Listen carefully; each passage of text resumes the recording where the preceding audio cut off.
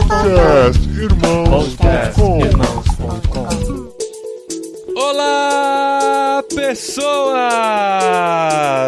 Podcastirmãos.com literário de número 6 entrando no ar. Eu sou Paulinho, estou aqui com o estreante Felipe Fulaneto, que está aqui para ostentar a sua biblioteca também no literário. Olha isso! O pessoal lê muito também, gente. E aí, galera, tudo bem com todo mundo? É um prazer aqui estar pela primeira vez com vocês. E eu quero apresentar a Adri que é missionária da Cepal e que não para de falar. Olha isso, é verdade, Brasil. Só não fala em russo. Eu sou a Adriana e eu estou aqui com a Carol, que também é Carolina, Ana Carolina Karovski. Assim como no russo, que todo mundo tem 3, 4 nomes, quer dizer a mesma coisa. Pois é, e ela nem sabe que o meu nome é só Carol, hein? Eu tô aqui com o Tam, que assim como Raskolnikov é extraordinariamente inteligente. Maquiavélico também, será? Cadê o Tam?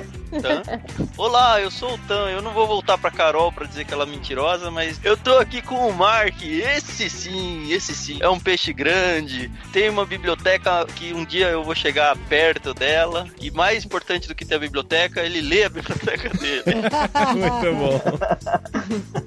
E eu sou o Mark e é bom estar de volta, meu segundo podcast, e estou aqui com o Paulinho, também conhecido como Chefe. Mark de volta, gravou com a gente sobre Crônicas de Nárnia. Felipe estreando por aqui, Felipe Fulaneto, grande amigo nosso, que a gente descobriu que estava lendo no mesmo tempo que a gente, Crime e Castigo, e a gente trouxe ele pra cá também. Hoje é o literário com mais convidados aqui, ó. Também um livro desse merece. Eu só espero que esse programa não dure 3 horas, né? A gente vai tentar ser o objetivo aqui no que vai falar. E estamos aqui nesse programa literário, estreando em 2019. Pra quem não sabe, o literário é um selo do podcastirmãos.com, em que a gente escolhe um livro pra ler juntos com nossos ouvintes. Então a gente tem um mês aí de prazo pra ler esse livro. No Crime e Castigo, especialmente por ser um livro grande e denso, nós levamos 3 meses pra gravar o programa, mas finalmente ele aconteceu. Isso! Nós levamos 3 meses para ler e gravar o programa, e o Mark leu em uma semana. Olha que bonitinho, gente.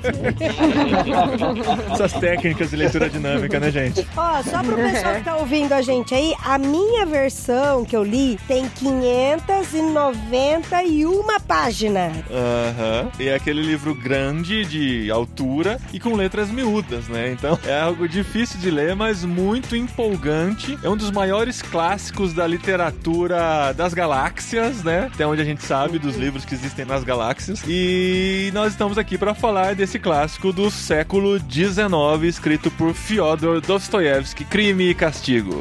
E você que é ouvinte do podcast literário vai ganhar uma leitura completa do livro agora. Nossa! Antes de começar, vamos fazer a leitura. A gente vai fazer um jogral, cada um em um capítulo?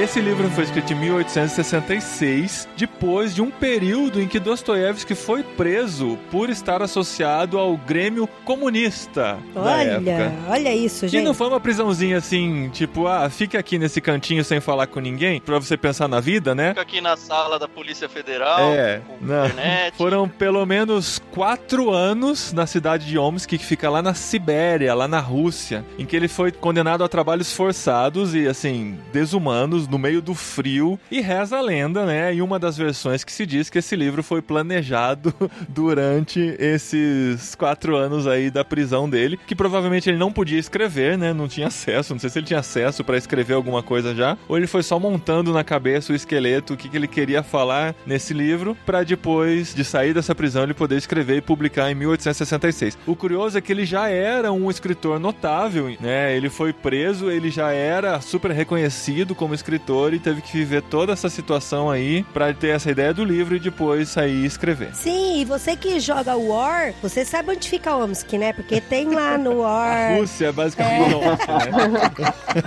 né? Gente, o Mas Omsk, é inclusive, é interessante. até um país muito estratégico pra você colocar suas pecinhas lá. Porque tem acesso a todos os outros países laterais. Aí Mas fica a no dica. caso, Omsk fica dentro da Rússia, né? Dentro da Sibéria, na Rússia. Assim, a gente aprende errado também. Em War, né? War, né? A gente acha que é tudo país. Apesar dele ser preso por se associar com essa gente, eu não creio que ele era comunista. Ele estava lendo um grupo de leitores e tal. Ele também era conhecido como o escritor cristão da Rússia. E eu acho que temas cristãos aparecem muito bem aqui nesse livro. É o que me atraiu ao livro. Aham. É interessante como o Marco disse, porque ele fez parte do círculo do Petrativsky. E é esse círculo aí que eles estudavam, eram estudiosos, poetas, escritores. E alguns dizem que eles não eram revolucionários ao ponto de pegarem armas e tudo mais, mas todos eles foram condenados. Alguns foram mortos, outros não. E é mais interessante ainda que eles passaram por uma simulação de morte. Quase mataram eles, mas foi todo um teatro. E isso marcou muito forte o Dostoiévski. E alguns ficaram até doidos, né? Alguns dos companheiros perderam o juízo com essa simulação, né? Caramba, imagina a tortura que não é um negócio desse. É porque eles não sabiam que era simulação, né? Exato, é. E é interessante que, assim, essa versão que a gente tem aqui do livro, tradução Oleg Almeida e tal, é um livro de capa dura, ele tem toda a cronologia da biografia do Fyodor Dostoiévski, que é bem interessante, porque passa ano a ano e conta tudinho, conta desse grupo do Petravsky, aí fala da prisão dele, do tempo que ele escreveu e tal, é bem interessante. Eu fiquei bem feliz quando eu vi essa biografia aqui no começo, porque eu falei, nossa, ganhei 36 páginas, né? Porque daí você começa com... Nossa, amor do céu. Você não leu a biografia, é isso? Não, eu dei uma folheada, peguei alguns pontos importantes, né? Mas digamos que não era meu foco. Sim, é assim, os pontos importantes é quando ele nasceu, quando ele foi preso, E quando ele escreveu o livro. quando ele escreveu o livro, quando ele casou, quando a esposa morreu e pronto, acabou. Leitura dinâmica, leitura dinâmica. Não era o Paulinho que falava que sempre que ia ler um livro, ia dar uma pesquisada no autor, Mas eu fiz na referência isso. da obra. Eu só preciso saber em que época foi escrito, em que contexto foi escrito. Pra mim é o suficiente. Não Pronto, precisa dar todos os exatamente. detalhes da vida dele. Mas eu acho interessante. É que realmente era uma obra muito grande. Pra começar lendo a biografia com detalhes, era bem massa. Você leu, Tan? Tudo, sim? Claro, eu leio até a ficha catalográfica do livro. Até Caxias. É porque senão eu não consigo dar o cheque no final lido. A consciência fica doendo. Eu falo, não, eu falei que li, mas não li tudo. Tipo, filme, você lê os créditos também até o final. Não, ler não, mas eu fico vendo. Fica vendo até nós, né, amor? A gente fica também. A gente fica procurando os nossos nomes nos créditos. A gente tava no cinema essa semana assistindo, olha, totalmente contextualizado, assistindo Aquaman no cinema. E a gente sempre fica até o final dos créditos. Se a gente não tá com pressa pra ir embora, tá com a família, a gente fica lá conversando, lendo os créditos, dando risada. Aí o cara que ia limpar o cinema veio falar pra gente, ó, não precisa ficar que não tem mais cena extra não, tá? Tocou a gente no cinema. Mas olha, a gente ficou bem feliz, viu, com essa versão do livro, que tem toda essa cronologia aqui da história do Dostoiévski. E aí, quando a gente lê o livro, a gente percebe que a cabeça, né, do Dostoiévski, assim, essa cabeça meio doida, meio maluca de trabalhar com o psicológico, da gente infiltrar, entrar na cabeça, né, do personagem principal. Inclusive, vocês demoraram muito pra decorar o nome dos personagens, porque quando eu encontrei o fulaneto, eu falei, gente, eu não consigo falar Raskolnikov. É muito eu tinha que fazer curso de russo. Tinha que fazer curso de russo pelo menos por um semestre. E o Google Translator foi o meu melhor amigo. Isso Não, gente, sabe o que eu fiz? Eu escrevi o nome dos personagens no papel e aí eu ia lendo junto com os nomes dos personagens, sabe? Fez Inclusive um o papel glossário. não tá nem aqui. A minha versão, e eu admito ter lido em inglês, no final do livro tinha os nomes principais e o relacionamento entre eles e alguns dos apelidos. Olha, é mais isso fácil. fez Aí falta. sim, a edição do professor com resposta no final. Nossa, Mark. Mas isso eu acho que dá pra achar Só no agora Google, que ele hein, avisa gente? isso, né? Mas eu fiquei com o marcador lá olhando. E também tinha um mapa de São Petersburgo da época para eu poder tentar imaginar onde é que estava Que acontecendo. maravilha, hein? Deve ter até infográfico, organograma. Eu lendo o livro, eu achei muito nojento São Petersburgo, viu? Mas é um lugar que eu sempre quis ir, porque tem uns palácios maravilhosos. Não, parece bem centro de São Paulo, assim, né? O centro é bom antigo, você né? falar sobre qual é a versão do seu livro, que alguns podem estar escutando e querendo saber um pouquinho mais. Eu acho que é a versão mais nova que tem no mercado, da Martin Claret, né? Que tem essa capa avermelhada, com o E de trás pra frente, tá? O E invertido. Capa dura, bem bonito. Que veio no Clube Ictus pra gente. Isso aí. Versão Ótimo. maravilhosa. Porque a minha é a Não. versão Pocket e ela é menor e não tem quase nenhuma nota de rodapé e explicação. Para quem está começando agora em ler Dostoiévski, talvez não seja o mais indicado, que não tem tanto aprofundamento histórico, contextual. Essa questão da versão, da tradução é muito importante, né? Pode fazer você amar ou odiar um livro simplesmente por uma tradução. Foi o que a gente falou até no Cartas do Diabo Seu Aprendiz, né, do C.S. Lewis. A versão que a gente leu era uma versão muito boa, muito gostosa, mas mesmo assim, ainda não era a melhor versão pra ler, né? Ainda tinha uma próxima versão que era mais tranquila ainda de ler, onde você se infiltrava mais na história. Eu confesso que, assim, eu fiquei chocada, mas um chocado feliz quando eu li Crime e Castigo, porque eu sempre ouvia falar de Dostoiévski e me assustava um pouco a quantidade de páginas que tinha o livro, mas eu achei a história muito fácil de entender, assim, muito fácil de entender, é muito fluida. Ela flui bem. Ela tem bastante... Ela te contextualiza o lugar onde ele está. Tem muitos detalhes, mas assim, não tem tanto apego aos detalhes exageradamente. E é uma história gostosa de ler. Ela corre bem. Então eu acho que isso se deve ao fato da versão que eu estou lendo. Pra mim, a minha maior crítica, e isso é uma coisa muito difícil, são os nomes. Que eles podiam ter melhorado os nomes, né? Já que traduziram o português. Ah, mas daí é tosco, né? Ah, não. É tipo transformar Tô John em João. Não dá. É tipo ser uma Madruga, né? Não, tem que ser. Assim, eu gostei muito da ideia dos nomes, não a grafia deles, mas dessa dança de você usar apelidos o tempo todo. Eu acho que o fato de em alguns lugares ele usar um apelido, conforme você vai se acostumando com os nomes, você vai pegando a nuance de esse aqui é um tratamento mais carinhoso, esse aqui é um tratamento mais formal. E outra coisa que, assim, foi a minha primeira experiência lendo Dostoiévski, você percebe lendo o que é literatura de verdade, né? A profundidade das questões que ele levanta, Isso é a quantidade de impressionante, camadas. Eu ficava pensando o tempo todo, imaginando, cara, como que alguém consegue pensar isso, descrever, Exatamente. colocar num papel esse tipo de pensamento. Eu tô lendo Dickens também, é a mesmíssima coisa. E é interessante que, assim, é profundo, é um negócio que você fala, se eu fosse um autor, eu jamais conseguiria escrever um negócio, assim, tão bem construído e de um jeito tão bonito e de um jeito que não é pedante, ou é acadêmico, ou é difícil de ler. Sim, ele flui bem, né? Da mesma forma que esse livro, eu tô lendo o Dickens, tem um trecho que eu li assim, tem dois personagens que ele gasta um capítulo e ele termina esse capítulo, você, leitor, percebe que, cara, esses caras são espiões, esses caras estão fazendo um plano por trás, só que o autor não fala, olha, fulano é espião e ele tá fazendo um plano por trás. Ele faz uma volta toda que te leva como se fosse um filme na coisa, e o Dostoiévski tem muito disso também, cara. Eu tenho uma pergunta pro Felipe. Eu sei porque todos nós pegamos o livro para ler, mas eu queria saber, Felipe, por que você de repente estava lendo esse livro? Muito bom. Eu acho que você estava lendo minha mente, hein, Mark? Eu ia falar sobre isso exatamente. Por que eu fui ler Dostoiévski? Eu gostei muito de filosofia. E eu sempre ouvi falar de Dostoiévski, então eu quis lê-lo pelo fato da questão de ética, conflito de ética e religião. E ao pegar o livro, eu me deparei, assim, confesso que no início eu esperava que Dostoiévski seria mais aqueles livros mais explicativos de a sua filosofia, sua ética, mas o Dostoiévski, ele faz um jeito mais de diálogo, de conversa. É uma história que não é simplista na sua primeira leitura. Se você espera resposta fácil e rápido, não é desse jeito. Você tem que pegar nas nuances das conversas. E eu confesso que eu me apaixonei mais pelo livro quando eu fui estudar após lê-lo. Quando eu fui ver as suas críticas, as análises teológico-filosóficas do livro, eu me apaixonei mais ainda por ele, por ver quão profundo ele é. É aí que a gente enxerga algumas camadas, né? Exatamente. E ele é muito detalhista. Quando ele narra todas as tramas, ele vai com bastante detalhes, que no meu, que é um livro de bolso, às vezes um parágrafo leva 2 páginas. Sim.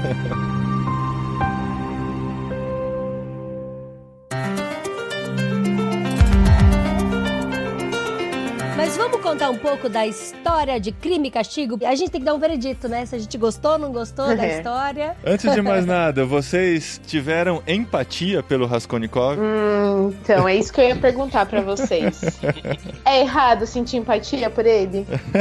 É o famoso anti-herói, né? É aquele que, assim, você começa a se identificar com algumas atitudes dele, coisas que talvez você fizesse também, mas você sabe que é errado. Então você não sabe se você torce ou se você não torce. Não, torcer eu não torci, mas minhas notas de margens de livro, tem algumas que eu falo, puxa, eu me vejo muito aqui. Olha que perigo, olha, isso aqui é uma coisa na minha vida que eu nunca tinha prestado atenção e agora eu preciso prestar.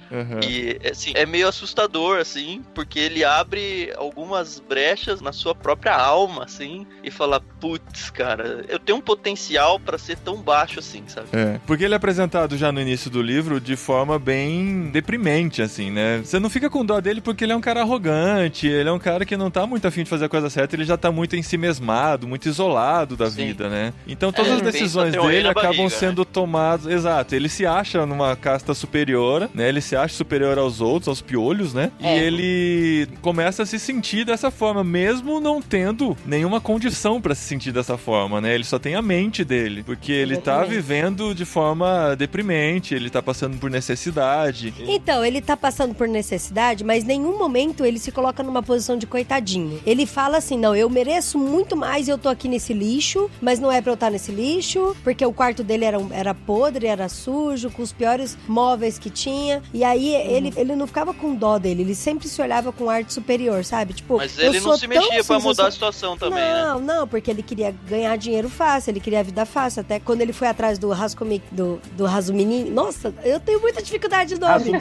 E o Razumiki, pra pegar aulas e tal, pra ele dar aula pra criança, pra ele aquilo era, nossa, que fim do poço, sabe? Eu tenho que dar aula pra criança pra conseguir dinheiro pra sair desse lugar. Só contextualizando, ele tava numa cidade distante da dele, ele tinha deixado a sua mãe e sua irmã lá, vivendo de pensão, e ele tinha saído pra estudar na faculdade, né? Ele tinha ido pra estudar direito. Minha mãe mandava dinheiro pra ele, praticamente todo o dinheiro que sobrava pra elas, passava necessidade, porque o filho dele era o preferido, e era todas as apostas da mãe, era o filho. E se ele vencesse, então a família ia sair da pobreza e tal. Era um investimento, né? Mas chegou um momento que até essa grana parou de chegar porque a situação tava muito russa. Olha só o trocadilho.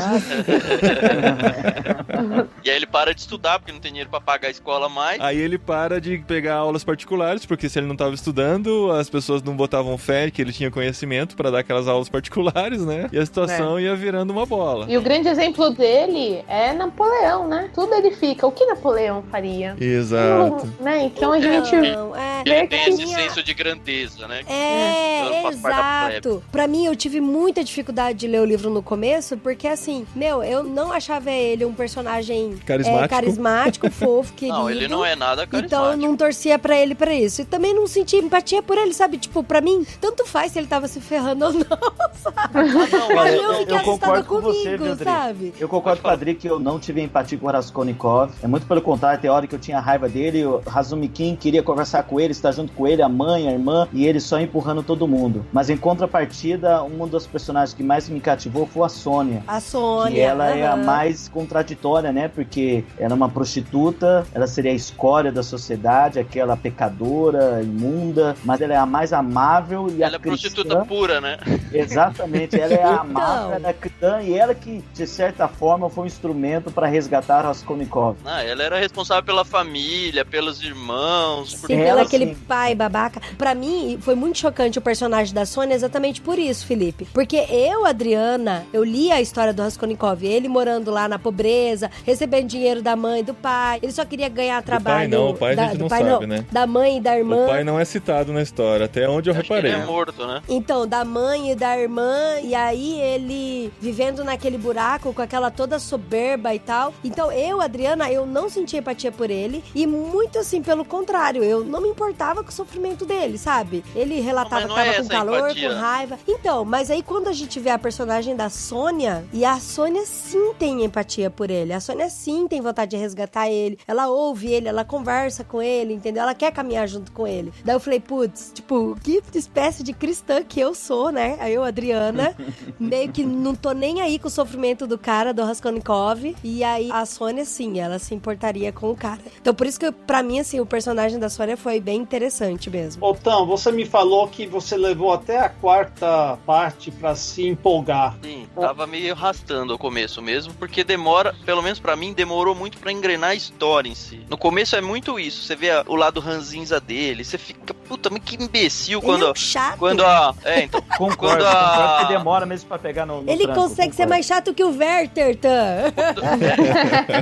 Quando vem a notícia de que a irmã dele vai casar com um cara rico e vai solucionar a família lá, ele fica pé da vida, que imagina que eu vou encostar na minha irmã, que ela não vai fazer sacrifício por mim. E assim, tudo ele vira pra ele, né? Como se o mundo funcionasse em prol dele. E mesmo assim você fala, cara, mas é a sua salvação, você não tem saída. Que imbecil que você é. E aí no fim, enfim, essa parte da história se desenrola e você percebe que o noivo era um imbecil também. Mas assim, a hora que ele é apresentado como personagem, parece que é uma solução ótima. Mas o que eu disse que gera empatia dele não é pelo ser dele. Apesar de eu ser ranzinza também, muito parecido com ele nesse sentido, você percebe que ele tem um lado, ele não é só aquele lado mal, porque quando ele tá na pindaíba e tem um nadinha de dinheiro e alguém precisa na rua, ele vai dar tudo, sabe? E se ferra ainda mais por causa disso, mas ele acaba ajudando os outros meio que porque a pessoa precisa de ajuda, então eu vou ajudar. E uma das coisas que me pegou muito, que eu disse que eu gerei a empatia, é a leitura de mundo dele. Não no sentido de que eu sou o centro do universo, mas no sentido de que tudo que ele vê e tudo que ele vive, ele olha para aquelas coisas com um olhar crítico e ele consegue ler aquilo e não simplesmente passar como a maioria das pessoas passa e, tudo bem, é isso aqui. Ele fica criticando as pessoas, criticando a cultura, criticando a política, criticando tudo. Mas eu acho que tem 2 Raskolnikov dentro do livro. O antes e depois do crime. É nítido a diferença. Antes do crime, ele ajudou, ele era solícito, ele doava o que ele tinha, mas depois do crime ele mudou, se transformou, o monstro dominou ele já não era mais o Raskolnikov que ele era mas antes. Ele ajuda a esposa do Marmeladov, depois que o Marmeladov morre, já tinha sido crime aí já. Ele vai dar tudo pra eles, não sei. Talvez eu tô totalmente enganado, mas eu não li pela essa ótica se eu simpatizava com ele ou não. Eu queria entender o que estava acontecendo na cabeça dele. E primeiro, Dostoiévski está atacando muito a filosofia que acabou sendo a filosofia de Nietzsche, que é a vontade pro poder, né? A will to power, que diz em inglês. A vida não tem propósito nenhum, então a vida é pros fortes, aqueles que dizem eu quero e eu vou executar. O Dostoiévski está mostrando que aquela filosofia é vazia e não leva a nada. Tanto é que o cara que abusou da irmã do protagonista, ele mostra o que acontece. Eu não vou estragar, não vou fazer um spoiler aqui, mas ele mostra que isso não leva a nada, leva ao vazio. Mas por outro lado, eu vejo a parte de como o pecado destrói. E ele mal comete o crime e ele tem todas as justificativas, ele tem um raciocínio inteiro que justifica o que ele fez, mas ele não consegue fugir da sua própria consciência. Ele tinha escrito uma dissertação sobre isso. Não sobre o crime, né? Sobre as justificativas do crime dele. Sim, mas quase no primeiro dia ele não aguenta e quase confessa o crime. A gente pensa, que besteira, ele cometeu um crime perfeito, supostamente, né? Para poder pegar o dinheiro da mulher lá, e ele não usou nem tostão dessa mulher. Então, Sim. Vamos contextualizar quem ainda não leu o livro. O livro é dividido em 6 partes, sendo que a primeira parte é toda a preparação e a contextualização pra gente entender qual é o crime citado no título do livro. Então é uma parte de crime e 5 partes de castigo, digamos assim. Não é spoiler contar o crime, né? Eu acho que... Não, que o crime acontece, talvez, acontece detalhes depois da página 100, né? Mas... O crime acontece, depois da página 100, a segunda parte começa na página 131. São 86 páginas dessa primeira parte, mais ou menos. Então, o Raskolnikov, ele morava lá no quartinho do ruim, no subúrbio lá de São Petersburgo, e aí ele, como ele não tinha dinheiro, ele começou a penhorar as coisas dele pra poder ter dinheiro, pra comer, pra se alimentar, pra pagar o aluguel, que o aluguel a gente via que também tava meio atrasado e tal. A primeira cena... A gente lembra um pouco o Peter Parker Exatamente. do Superman, do Spider-Man. Exatamente, eu comecei a ler o livro e falei, caramba, Peter Parker... É muito Peter Parker. Bebeu nessa fonte, porque essa coisa dele ter que passar todo dia na frente da locadora, do apartamento e tal, e dizer que não tinha dinheiro pra pagar e tentar evitar e tal. E caramba, a cena do primeiro Homem-Aranha lá com o Maguire é igualzinha, parece que tá personificando as primeiras páginas do livro. Sim, e até a Natácia levando pão pra ele comer, essas coisas, é muito parecido. Mas ele recusa o pão quase todas as vezes, né? Ele não tá nem aí. Depois que ele sai lá do subúrbio, né, que ele começa a penhorar as joias dele, penhorar as coisas que a mãe dele, a irmã dele deram pra ele, quando ele foi pra cidade grande, ele bebia um pouco e ele conheceu o Marmeladov num bar. E aí o Marmeladov, e essa cena é bem descrita, bem detalhada no livro, assim. Eu falei pro Tan, nossa, a cena do bar parece que não acaba nunca, parece que tem umas 10 páginas, assim, da cena do bar. Que aí o Marmeladov conta pra ele um pouco da vida dele, que ele pegou todo o dinheiro da esposa, da Ivanova e tal. E aí ele fala que tem uma filha, que é a Sônia, que também, em alguns momentos, ele chama ela de Sofia, né, também. E aí depois eles vão lá pra casa, e aí é quando Raskolnikov conhece a família do Marmeladov. E nesse meio tempo... Ele leva ele bêbado pra casa, Leva né? ele bêbado pra casa, mas aí ele conhece, ele tem contato com a família do Marmeladov, né? Que aí ele conhece a Sônia, conhece a esposa, tem um filhinho pequenininho e tal. E aí depois que ele vê, assim, a situação dele, vê a situação do Marmeladov, vê a irmã que tá quase fazendo um casamento por puro dinheiro e tal, pra sair da pobreza. E aí ele encontra a mulher, que é a Alinova, né? E essa mulher, ela tem uma irmã, que é a Elisabetta, e ela trata muito mal a irmã, tipo, é como uma escrava, assim, da irmã. E essa velha, cara, do penhor, eu achei ela engraçada. Você mataria ela também? Não, porque essa é uma pergunta que eu ia fazer pra todo mundo. Vocês sentiram compaixão da Leona, da Agiota? Ele constrói a personagem pra personagem merecer morrer, assim. Ela é chamada de piolho, né? Então, mas ela era muito engraçada, meu. Ele chegou pra vender o negócio, ela só falta rir da cara dele pra vender aquele negócio, Ela sabe? debochada. Ela era debochada, zoada. Só que ela era cruel, né? Ela tratava mal a irmã dela e tal. E aí, como vocês já falaram, ele premeditou, ele trabalhou, ele construiu o crime todinho na cabeça dele. Ele se convenceu de que era justo, né? Sim, tanto que ele teve um sonho, né, na noite anterior de matar ela, um sonho bem bizarro e tal, com um cavalo e tal. E aí ele foi matar, ele tava consciente, tipo, ele tava super consciente quando foi. De matar, você percebe a mãe dele perguntando se ele ainda orava, e você percebe um conflito dele na questão da ética cristã. Ele tinha, em tese, em algum nível ele era cristão, e ele tinha essa coisa, falava, meu Deus, será que eu vou fazer isso mesmo? Ele fica perguntando isso algumas vezes. O que Napoleão faria? E aí ele volta pro Napoleão.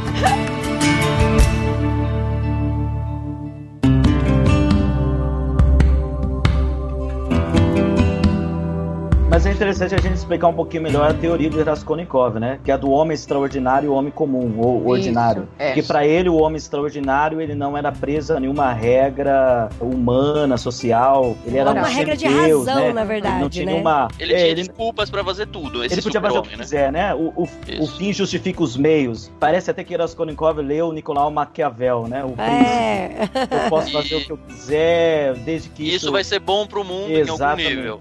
Agora, o homem comum ordinário não é aquele homem que segue as regras de todos, não tem nada a mais para acrescentar, criar ou elaborar, e ele segue, na verdade, as regras quase que dos homens extraordinários. E Raskolnikov, no final, ele quer saber se ele é ou não um homem extraordinário, que é o que você comentou da tese dele, um artigo que ele escreve é publicado com essa tese do homem extraordinário e o homem comum. E ele acaba assassinando a mulher do penhor, a velhinha do penhor. Mas o crime da velhinha estava premeditado, mas a irmã que apareceu, pobre coitada, lá na hora que não era pra ela estar lá, era pra ela estar numa outra reunião com outras pessoas, ela apareceu e ele se viu obrigado na situação de ter que matar também a irmã.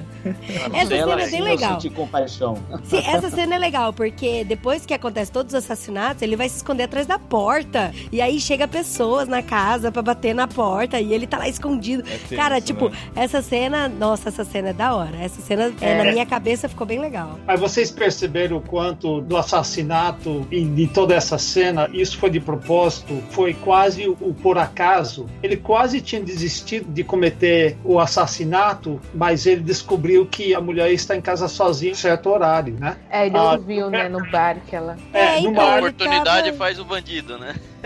Ele tava pensando em desistir, mas ainda tava bem forte no coração dele. Aí quando ele ouve, né, a irmã dela marcando uma reunião no mesmo horário, 7 horas lá, daí ele fala, poxa, a véia vai estar sozinha em casa, né? Vou lá então liquidar. Porque a ideia dele não era matar. Lógico que matar fazia parte do plano, mas ele queria roubar a velha pra poder ter dinheiro e aí mandar dinheiro pra irmã. E a irmã... Lá na frente ele fala que não. Esse é ele fala, que ele diz pro mundo. Mas não, sim, então. Eu sei, mas no início... matar mesmo. Não, no início ele tava se convencendo de que ele queria matar pra pegar o dinheiro. Mas era ele tentando convencer ele mesmo de que esse era o motivo. Exatamente. Mas não era o motivo. Exatamente, mas depois lá na frente a gente percebe que não. Matando. Mas isso a gente só entende lá na frente, entendeu? Uma das minhas citações prediletas é um político americano que ele concorreu para a presidência, ele era do meu estado, lá dos Estados Unidos, de Nebraska, ele concorreu para a presidência 3 vezes e perdeu as 3 vezes, ainda bem. Tinha uma política, eu nem sei o que é isso, mas a política de prata livre. Ele falou, o povo de Nebraska é a favor da prata livre e, portanto, eu também sou. Depois eu vou procurar os argumentos. E o pecado é isso. A gente comete o pecado, a gente resolve fazer o que é errado e depois a gente procura as justificativas. Ele tinha toda uma justificativa para mostrar que ele era... É confuso, né? Porque às vezes ele roubava porque ele era pobre, às vezes ele roubava porque ele queria provar que ele era um Napoleão na vida. Mas o fato é que o pecado foi uma coisa terrível, que depois ele procura justificativa. O pecado não faz isso. A gente faz coisas terríveis e depois procura justificativa, e uma vez que a gente comete o pecado, a gente tenta justificar, mas a consciência não permite e destrói a pessoa. O pecado destrói, e é o que a gente vê claramente nesse livro, e a única salvação é a resposta cristã, que eu acho tão fantástica no final, mas eu também não quero dar spoiler. O Raskolnikov me faz lembrar Adão e Eva, porque ele comete o pecado, ele se esconde, e a culpa e a justificação o tempo todo querendo justificar, e eu vejo realmente ali Adão e Eva na vida do Raskolnikov. E é interessante que, assim, o crime, o assassinato, meio que foi o ápice da transformação dele mesmo. Mas a gente lê no livro que desde o começo ele era arrogante, ele não aceitava comida, ele ficava preso superior no quarto, ele era insuportável, sabe? Por mais que ele dava lá suas moedinhas pros pobres, você vê que ele já tinha, né, uma construção ruim, né, da cabeça dele. E que ele realmente precisava mudar, né? Precisava de uma redenção total aí. E quando acontece o crime, logo em seguida, a gente vê que ele se esconde e tal. Eu fico pensando, eu falei, cara, mas será que ele não tem remorso? Será que ele não tá arrependido? Será que ele não vai procurar fazer o que é certo agora e tal? E aí, por um tempo no livro, ele se torna mais mal ainda, sabe? Ele fica mais revoltado ainda. Eu falo, caramba, que louco isso. Odri, será que eu poderia ler um trecho aqui do livro? Por favor. Quem manda é o Paulinho.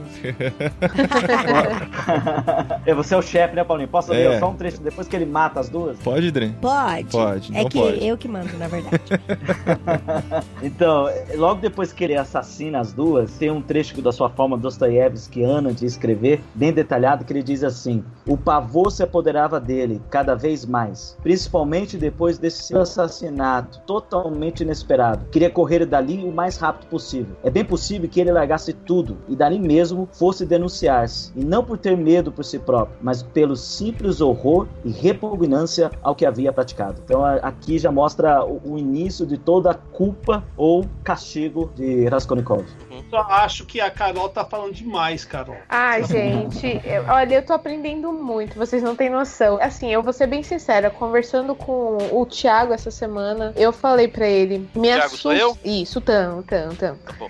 Me assusta muito a verossimilhança desse livro. E aí o Thiago falou assim, mas você sentiu vontade de matar? Eu falei, não não foi bem a vontade de matar, mas a gente se coloca na situação, e quando até a gente fala da empatia, ao meu ver, tá bom? Eu como leitora, eu fico pensando, e se fosse comigo? Será que eu não teria feito exatamente a mesma coisa? O cara ficou doente, desmaiou lá na delegacia, ficou com febre, aquilo consumiu ele de um jeito, e eu fiquei, sim, com pena dele, compaixão, porque eu sei que ele era arrogante, que ele era prepotente, que ele matou, né? Ele tirou a vida de uma pessoa, mas quantas pessoas não vivem, não passam pela mesma situação? E ninguém tá livre, né? Eu espero que eu nunca mate ninguém a machadadas, né? Mas... Espera, melhor não ter um machado em casa, né? Não é, não tem um cutelo aqui em casa. Mas, é assim, eu tive muita empatia por ele. Eu pensei demais, eu entendi quando ele ficou com raiva que a irmã dele ia casar. Eu entendi até o amigo dele, que pra mim era mais amigo da onça do que qualquer coisa, tentando falar mal dele pra mãe dele. Isso tudo me colocou muito do lado dele. Então, assim, eu sou do time do Raskolnikov, mas eu entendo que ele é um criminoso e que ele precisa pagar, e que a ideia de, eu tenho que matar pra melhorar o mundo tá errado, mesmo porque a gente viu isso nos anos 40, né? Uma pessoa tentando fazer isso aqui no mundo e acabou disseminando um ódio terrível, né? Hitler fez isso com os judeus, então eu entendo, eu fico muito dividida e me preocupa isso, entendeu? Então, por isso que eu tô ouvindo. Não, mas Carol, sua preocupação é pertinente, porque normalmente, por exemplo, quem assiste o livro de Agatha Christie, que é um livro redondinho, bonitinho, e vai prender o mal, aquele que mata, o Dostoiévski, ele é um livro mais psicológico, e ele é um livro, assim, mais do outro lado, não do lado da vítima, mas do lado do criminoso. É que a Agatha Christie é muito claro quem é do mal e quem é do bem, né? Maniqueísta. Exatamente. Esse que é o negócio. Mas a vida real não é assim, né? Exatamente. Aí hoje em dia as obras de ficção, do cinema e tal, têm pendido mais pra esse lado do anti-herói mesmo, né? Não é aquele cara que faz tudo certinho e tal. Ele tem os seus deslizes, ele tem os seus erros, que é mais parecido com a gente, né? Que a gente se identifica você ama mais. Deadpool, é isso que você quer falar, você gosta de Deadpool. Ele gosta de Deadpool, Brasil. E também gosta do Thanos, que eliminou aí todo mundo. Eu gosto do Walter White, do Breaking Bad. O Raskolnikov, ele sente uma culpa muito grande por aquilo que ele fez, e você percebe aquela luta interna dele, ele quase se entrega pra polícia, e aí a hora que o investigador começa a ir atrás dele, ele recua, e aí ele disfarça e diz que não é ele, mas ele tem esse senso de, cara, eu preciso falar pra alguém. E aí ele se aproxima ao longo da história da Sônia, que é a prostituta pura, né? E assim, ela tem aquela alma cristã, é interessante isso, sendo ela uma prostituta. Mas aí eles estão se conversando e ele vai e decide que vai contar pra ela. E então eu vou ler um trecho aqui, onde os dois estão conversando sobre isso. Certo. Ele tá falando sobre Napoleão, e aí a Sônia, quando ele fala pra ele, ele fica tentando se justificar pra Sônia várias vezes, e aí ela fala, cálice, cálice, exclamou Sônia agitando os braços. Você me deixa louco.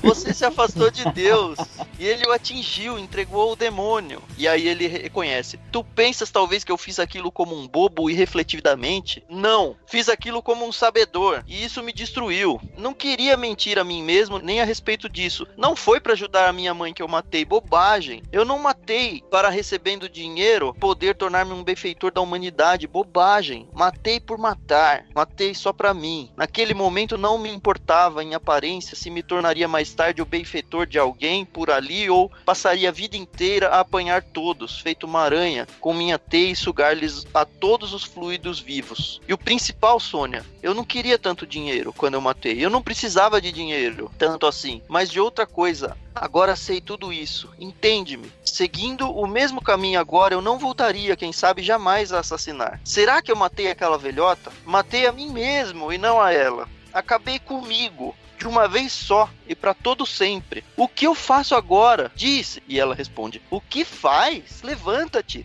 vai agora nesse mesmo instante e fica no cruzamento de ruas, faz uma mesura, beija primeiro a terra que maculaste e depois saúda o mundo inteiro, todas as 4 partes, e diz para todos em voz alta, eu matei, então Deus te dará nova vida. Tu vais? E aí segue. Cara, esse trecho pra mim foi muito, muito, muito impressionante, e lá na frente ele ele realmente considera essa conversa deles. É engraçado que até aí, aparentemente, ele tava com tudo sob controle, né? Ele era um cara que sabia tudo o que ele tava fazendo, tava tudo premeditado e tal. E nesse momento você vê que ele realmente não tava mais nesse controle, né? Ele tava angustiado, tava perdido, desesperado, e faz essa confusão. É a primeira vez aí, que né? ele desnuda a alma dele, né, pra ela. Mas tá vendo como é cristão? Tudo começa, você não tem recuperação sem confissão. É por isso que eu digo que é tão cristão esse livro. Eu acho bem interessante esse texto. Pra mim, no meu ponto de vista, a conversa-chave de todo o livro é essa que você acabou de ler. E pra mim, o parágrafo mais importante é quando ele diz assim: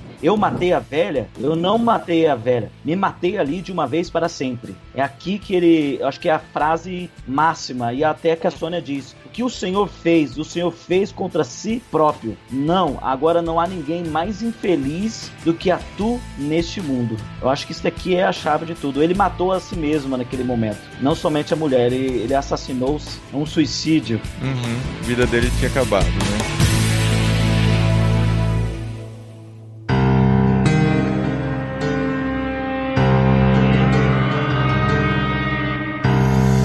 É interessante que, assim, eu tava lendo a respeito do livro, Crime e Castigo é meio que a fonte onde vários romances policiais investigativos beberam daí pra frente, né? Foi meio que a criação desse formato de literatura, né? Em que há uma investigação, as séries atuais, os filmes atuais, muitos deles bebem nessa fonte do Crime e Castigo, né? Eu não sei se ele criou isso, mas que, assim, que é fato que depois que você lê o livro e fala, olha, tem tanta coisa que eu vi, eu assisti, eu li que foi feito depois, e você fala, olha, era cópia disso. O tempo todo foi cópia disso e eu não sabia, né? A gente lendo agora, o Dostoiévski acha que ele que tá copiando, né? Olha, eu não sei desse tipo de livro, mas eu sei que Nietzsche bebeu muito dele, principalmente quando ele criou o Super-Homem. Eles eram contemporâneos, né? Mas eles nunca se viram, apesar disso. E eles eu eram sei que contemporâneos? Sim. O Nietzsche viveu um pouquinho mais que ele, né? Exato. Mas assim, será que o livro é um respondendo ao outro? Não. O Mark mencionou lá atrás que era uma resposta a Nietzsche e algumas coisas que ele escreveu. E depois a gente sabe que o Super-Homem foi muito baseado nos escritos do Dostoiévski, né? Então acho que há um diálogo entre os dois em suas obras. O que eu entendo, o Dostoiévski fez uma crítica ao iluminismo, onde ele estava criando assim, uma ideia muito mais racional, uma ideia muito mais distante de Deus. Até que ele, em outros livros dele, vai abordar sobre a questão da ética sem Deus. E sem Deus, nada podemos fazer, ou tudo é permitido, melhor dizendo. Então ele faz essa crítica do niilismo, né? Dessa corrente filosófica. E o Nietzsche bebe da fonte do Dostoiévski, só que o Nietzsche, ele discorda de Dostoiévski nesse ponto. Dostoiévski, ele tem a fé ortodoxa dele, e até é importante a gente pontuar que ele é da igreja ortodoxa russa, então ele tem algumas teologias diferentes do que nós estamos acostumados. É a mesma igreja do Tolstói? Né? Isso, é a mesma. Tá. Bom, a fé ortodoxa, ela tem uma fé muito mais ritualística, muito mais de experiência do que uma fé intelectual. Então, de certa forma, nos escritos de Dostoiévski, ele vai apresentar assim, uma relação com Deus em base das experiências da vida. Tanto é que, para Dostoiévski, o ser humano ele passa por uma redenção a partir do sofrimento. O sofrimento faz do que ele se torne um homem melhor, até certo ponto se converter. É o refinamento pelo fogo, né? Exatamente. Ele só vai transformar num homem melhor a partir do sofrimento, que é a ideia mais da fé ortodoxa, né? Contrário àquele da fé católica ou até protestante, que dá um ponto mais, por exemplo, da teologia sistemática, algo mais do intelecto, enquanto a teologia ortodoxa é mais do afeto. Era esse gancho que eu ia puxar também, porque assim, ele tem toda a parte da redenção dele, né, do Raskolnikov, que ele passa pelo fogo mesmo, pelo castigo, inclusive até lembrei bastante do trecho de Salmos, né, que ele fala, enquanto eu encobria os meus pecados, os meus ossos doíam. Eu lembrei isso. É o negócio da febre. Eu sempre lembro isso, na verdade, quando eu vejo as pessoas tentando dar um jeito nos seus erros, nas obras de ficção principalmente, né? A gente fica pensando, como que essa pessoa vai definhando mesmo? Eu lembro muito do Salmo 51. Eu separei 2 versículos, inclusive, para ler, que um é esse Salmo, Salmo 32, do 3 ao 5, e o Salmo 51, 14, que fala exatamente o que o Raskolnikov passa. Diz assim: livra-me dos crimes de sangue, ó Deus, Deus da minha salvação, e a minha língua exaltará a tua justiça. E Salmo 32, do 3 a 5, diz assim: enquanto calei os meus pecados, envelheceram os meus ossos pelos meus constantes gemidos todo o dia, porque a tua mão pesava dia e noite sobre sobre mim, e o meu vigor se tornou em sequidão de estio. Confessei-te o meu pecado, e a minha iniquidade não mais ocultei.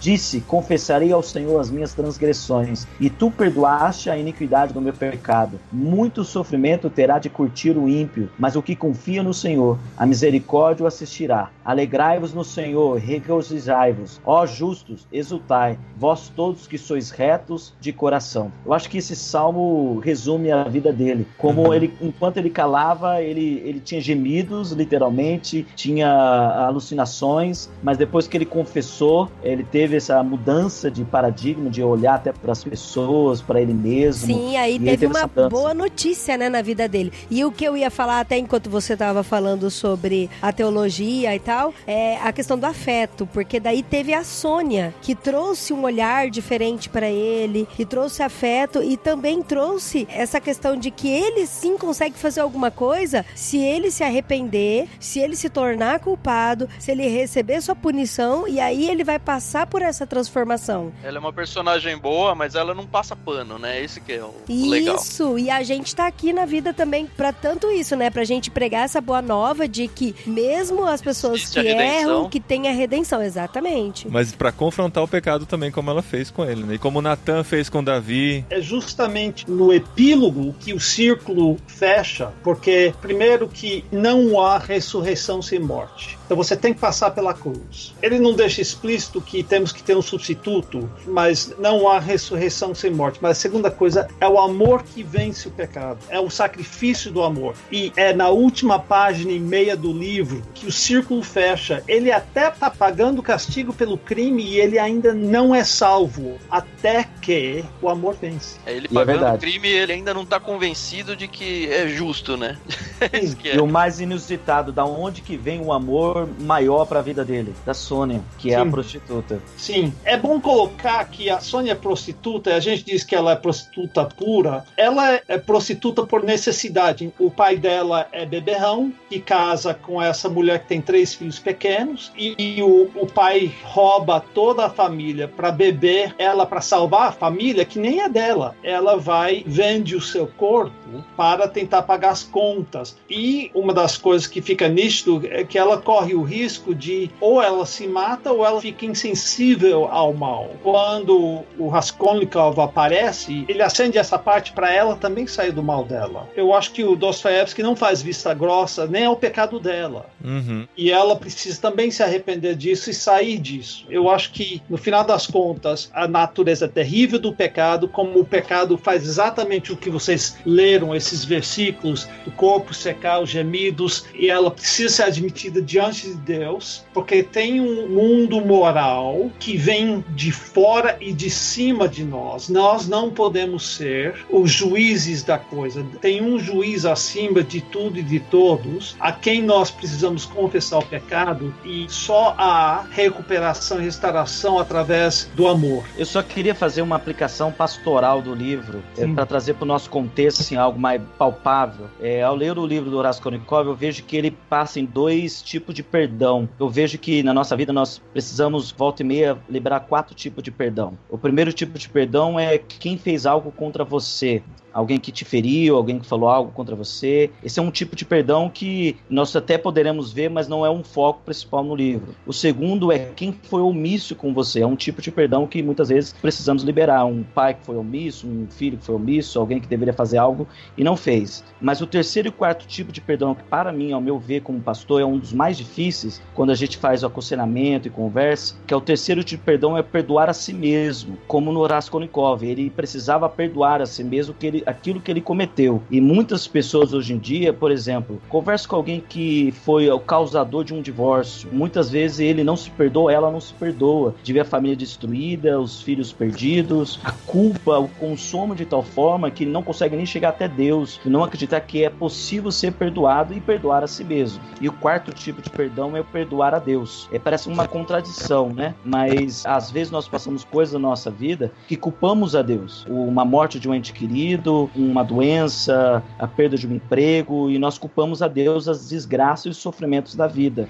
No caso do Raskolnikov, ele culpou a Deus pela sua falta de dinheiro, falta de oportunidade de estudo, e ele o levou ao niilismo, a tal ponto de ele negar a Deus, negar a existência de Deus, mas ele precisava entender qual era a direção de Deus na vida dele, ou, se nós podemos dizer assim, perdoar a Deus. Então, nesse livro, eu creio que aborda esses dois grandes perdões: perdão a si mesmo e perdão para Deus, ou entender os desígnios de Deus na nossa vida. Muito bom, gente.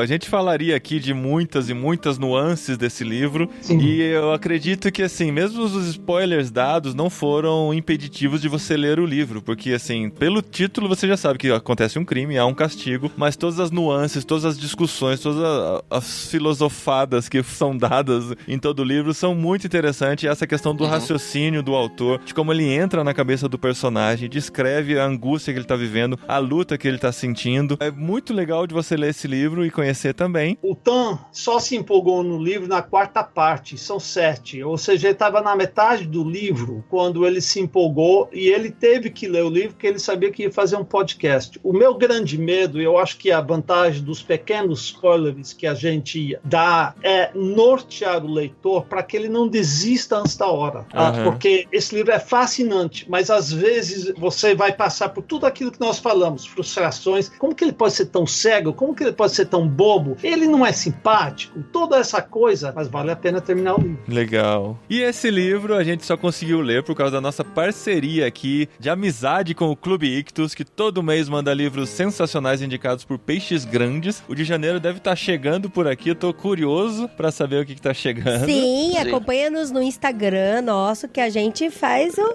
unboxing sempre faz lá, unboxing. Sempre que chega, a gente faz uma live, eu posto nos stories. Isso, do Instagram do irmãos.com, por favor. Isso, irmãos_com no Instagram. E pra assinar o Clube Ictus, só entrar em clubeictus.com.br, tem tudo explicadinho lá. Se você tiver alguma dúvida, pode escrever pra gente, contato@clubeictus.com.br. E eu queria só dizer que o que a gente fez hoje, realmente o cerne da proposta do Clube Ictus em si, que é pegar livros que não necessariamente são cristãos. Eu reconheço que eu gosto até mais de fugir um pouco daquele mainstream de livros cristãos, onde a gente consegue dialogar com óculos cristãos sobre uma literatura que qualquer pessoa consegue ler, ou qualquer pessoa, mesmo descrentes ateus, leem e respeitam. Nós conseguimos e devemos ler isso, interagir de uma forma, às vezes até muito mais saudável, muito mais rica do que simplesmente pegar um livro aí de dissertativo sobre algum assunto cristão. Muito bom, e são livros muito especiais que a gente tem recebido aí, e a gente curte muito, né? Sim, a gente curte muito. Tá arrumando um problema bom pra gente, que é onde colocar mais livros aqui em casa. A gente tá nessa arrumação toda aqui pra ver se consegue encontrar espaço. Os livros estão em caixa aqui no quarto, nesse exato momento. É porque a gente trouxe lá da igreja, né? Muitos do Clube Ictus estavam lá na igreja, na nossa estante. Esse mês mesmo, no nosso grupo, teve uma pessoa que falou, conversando lá, a gente conversa de tudo, né? Pedindo indicações pra onde ele comprava estantes novas. A gente falou, que legal. Olha só, eu acho que a gente vai ter que dar um fim nos criados mudos e colocar uma estante aqui no lugar. Exato, ou dar um fim nos livros que a gente não gosta tanto, que estão na nossa estante, que eu acho que é o melhor caminho. Eu não consigo dar livro embora, gente. Não, dar livro embora a gente dá. O pior é dar livros que a gente não gostou, né? Aí, assim, tem que levar em sebo, alguma coisa assim, porque dá pra amigo e a gente não vai dar livro que a gente não gostou, né? Essa é a grande dificuldade. E no próximo mês estaremos de volta aqui com mais um programa do Literário, com mais um livro. A gente definiu hoje aqui, né, esposinha? Definimos hoje, verdade. Porque foi um livro que impactou a Adri no discipulado que ela fez com as meninas no ano passado. E a gente vai discutir o livro de John Stott no próximo Literário, O Discípulo Radical aqui, hein? Se você tem, aproveita pra ler com a gente. Se você já leu, dá uma reconsultada. Eu já li, olha só, Brasil. É? Não vou ter trabalho pra esse mês. O Tan e a Carol do Ictus não estarão, porque o Tan vai pra umas merecidas férias. Exato. E a Carol vai estar cuidando do Benzinho. E a Carol vai pra maternidade. Exatamente. Então a gente vai gravar aqui com outro time que a gente tá formando pra discutir o livro do John Stott no próximo programa. E muito obrigado, pessoal, por participar com a gente. Obrigado especialmente Felipe e Mark, que aceitaram esse convite. O Mark, principalmente, mais do que o Felipe, porque o Felipe já estava lendo, mas o Mark aceitou ler de novo esse livro pra discutir com a gente aqui. Então... não foi um peso. Ah. O Não livro foi é um um castigo. peso, né? Depois você segura a porta com ele. Não foi um castigo, né? Ai, Gente, trocadilho. obrigada mesmo. E seja muito bem-vindo, Benjamin. Benjamin tá Muito aqui, cadê? obrigada, gente. Ah, tá. Obrigada.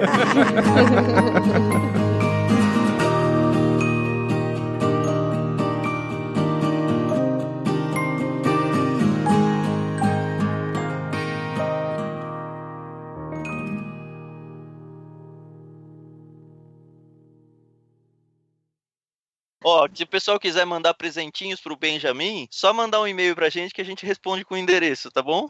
É isso aí, fraldas e fraldas.